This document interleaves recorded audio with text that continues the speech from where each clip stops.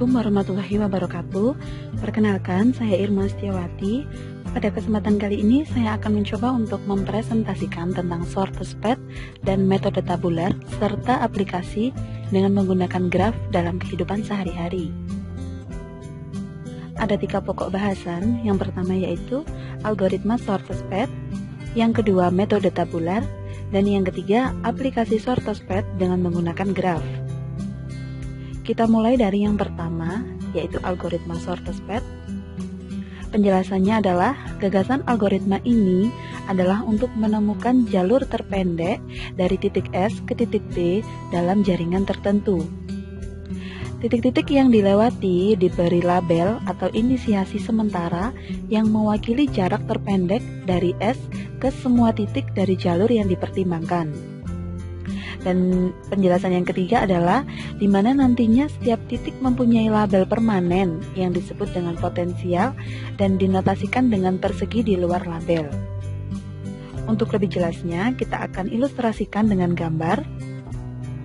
Di sini ada sebuah graf di mana tugas kita adalah mencari jalur terpendek dari titik S ke titik T sesuai dengan algoritma Sortesped. Langkah pertama yaitu memberi S potensi 0. Mengapa demikian? Karena jarak terpendek dari S ke S adalah 0. Kemudian, kita lihat titik yang dihasilkan dari S, yaitu di sini ada titik A, titik B, C, dan D. Kemudian, beri label sementara untuk titik yang dihasilkan oleh S dengan menambahkan potensial S dengan jarak pada masing-masing titik.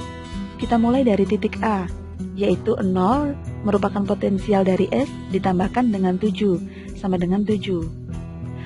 Dan berikutnya perlakuan yang sama untuk titik B, C, dan D, di mana B menghasilkan 4, C menghasilkan 9, dan D menghasilkan 7.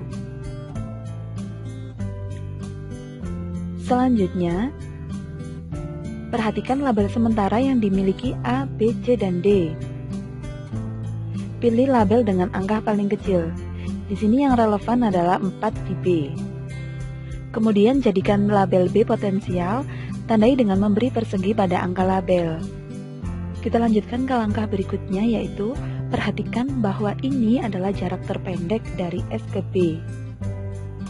Selanjutnya kita lihat titik-titik yang dihasilkan oleh B, yaitu ada titik A dan titik C, di mana kita harus membuat label baru untuk titik A dan titik C. Untuk titik A menghasilkan 4 ditambah 1 sama dengan 5. Jadi yang awalnya 7 kita ganti dengan 5. Kemudian untuk yang titik C, dari yang awalnya 9 berubah menjadi 7. Berikutnya kita lihat untuk jarak terpendek dari B yang belum potensial adalah 5 di A. Sehingga kita jadikan A potensi 5. Titik yang dicapai dari A yaitu hanya T, hanya satu titik. Sehingga kita harus memberi label T dengan 11, dapat dari 5 dijumlahkan dengan 6.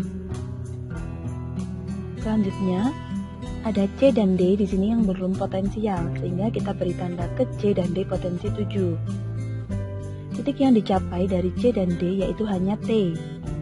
Selanjutnya, kita harus membuat label baru untuk titik T melalui titik C dan titik D. Di sini kita peroleh jika dari C menghasilkan 10 dan D menghasilkan 11. Tetapi di sini ada alternatif lain. Jika kita dari D lewat C kemudian ke T, kita akan menghasilkan angka 10. Di sini hanya titik T yang belum potensial, sehingga kita beri T potensi 10 sesuai angka terkecil. Di sini kita perhatikan semua titik sudah potensial, sehingga kita berjalan mundur dari titik T. Kemudian kita akan menuju dari T ke C, berikutnya dari C ke B, dan dari B menuju S. Jadi, jalur terpendek dari S ke T adalah S, B, C, T.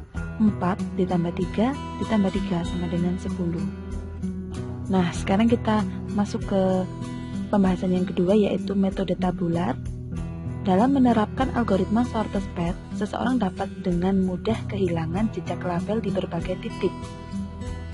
Jadi, cara yang tepat untuk merekam perhitungan perjalanan satu jalur seharusnya dalam bentuk tabel. Di sini kita coba ilustrasi dengan gambar lagi. Dengan graf yang sama, kita coba menggunakan metode tabular. Untuk S ke S 0, kita beri potensi pada 0, kemudian dari S ke A adalah 7. Dilanjutkan dengan S ke B adalah 4, S ke C adalah 9, dan S ke D adalah 7. Karena T belum dapat dijangkau secara langsung, jadi dia belum punya nilai, sehingga kita kosongi saja. Berikutnya kita lihat, selain yang berpotensi, angka yang paling kecil di sini adalah 4 di B. Jadi kita beri potensi di B 4. Kemudian dari B kita berjalan ke A.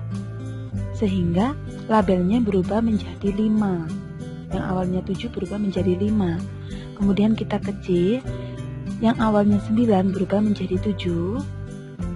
Dan karena B ke D tidak dapat dijangkau secara langsung, jadi untuk D tetap 7 dan T tetap kita kosongi. Dari angka berikut yang belum potensial dan merupakan angka terkecil adalah 5. Kemudian kita beri potensial 5 di A. Selanjutnya kita lihat untuk A ke C tidak dapat dijangkau secara langsung, jadi untuk C tetap di angka 7 dan begitu pula dengan A ke D tetap di angka 7. Nah, untuk A ke T di sini bisa kita peroleh label baru yaitu 11 untuk inisiasi sementara. Kita lanjutkan. Untuk angka berikut yang belum potensial ada 7 milik C dan D. Jadi kita beri potensial untuk kedua angka ini. Kita kerjakan secara bersamaan. Nah, di sini dari C ke T dan D ke T kita bisa menghasilkan angka 10, sehingga yang 11 tadi kita ganti dengan 10. Tersisa angka 10 di T yang belum potensial, sehingga kita jadikan T potensi 10. Jadi jalur terpendek dari S ke T adalah S, B, C, T, persis seperti pengerjaan algoritma shortest path yang di atas tadi. Kita masuk ke pembahasan yang ketiga, yaitu aplikasi shortest path dengan menggunakan graf. Di sini sudah saya sediakan peta dari Universitas Kanjuruhan Malang menuju ke SMK Negeri 1 Malang. Ada 5 titik yang dapat kita lihat di sini, ada titik A, titik B, C, D, dan E. Kita akan rubah ke dalam bentuk graf terlebih dahulu. Jadi titik A merupakan titik awal kita dan titik B merupakan tujuan kita. Di sini sudah ada jarak masing-masing. Untuk A ke D 7, A ke E 6, E ke B 9, B ke C 1, C ke D 10, dan A ke C 15. Kita akan coba mengerjakan dan mencari jalur terpendek dari A ke B menggunakan shortest path. Yang pertama kita beri A potensi 0, karena jarak A ke A adalah 0. Kemudian beri label sementara untuk titik-titik yang dihasilkan oleh A, yaitu ada titik D, C, E, dengan menjumlahkan potensi A dengan jarak masing-masing titik tersebut. Untuk titik D memperoleh nilai 7, titik C 15, dan titik E 6. Langkah yang kedua yaitu dari ketiga label yang diberikan, pilih label yang memiliki angka paling kecil. Di sini yang relevan adalah 6 di E. Jadikan angka tersebut menjadi potensial. Selanjutnya langkah ketiga yaitu kita lihat titik yang dihasilkan dari E, yaitu B, dan beri label sementara pada B dengan menjumlahkan potensi E dengan jarak ke B. Kita peroleh angka 15. Beri B potensi 15. Dan berikutnya langkah keempat yaitu kita berjalan mundur dari titik B. Kemudian kita pergi ke titik E, dilanjutkan dari E menuju ke A. Sehingga jalur terpendek dari A ke B adalah A, E, B, yaitu 6 ditambah 9 sama dengan 15. Baik, sekian presentasi dari saya. Mohon maaf bila masih banyak kekurangan. Thank you for your attention and wassalamualaikum warahmatullahi wabarakatuh.